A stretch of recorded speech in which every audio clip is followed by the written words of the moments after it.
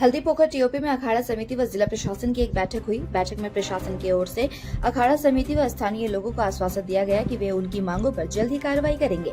प्रशासन की ओर से आश्वासन मिलने के बाद अखाड़ा समिति व स्थानीय लोगों ने सहयोग करने का भरोसा दिया है।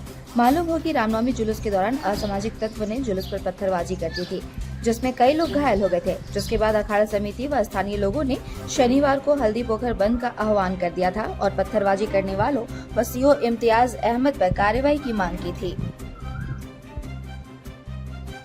जिस कारण से दुर्घटना हुआ रामनवमी जुलूस को लेकर, वो हम लोगों का, समाज के लोगों का यही मानना था कि दोषी लोगों पर कार्रवाई हो।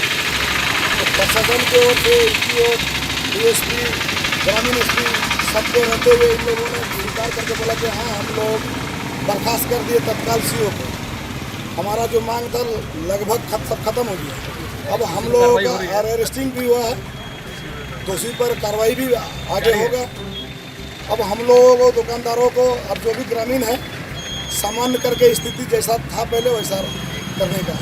तो दुकान कल से खुलेगा या नहीं? दुकान अभी से, जब मांग पूरा हो गया, जब हमारा मांग पूरा हो गया तो दुकान खुलना अभी से चालू हो गया। ठीक।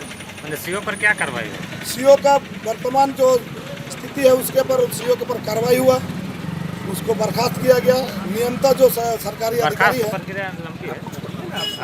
हाँ, उसका स्थिति है जो सरकारी नियमता जो होता है उस पर कार्रवाई होकर के सामने हम लोग को बुला बर्खास्त किया गया।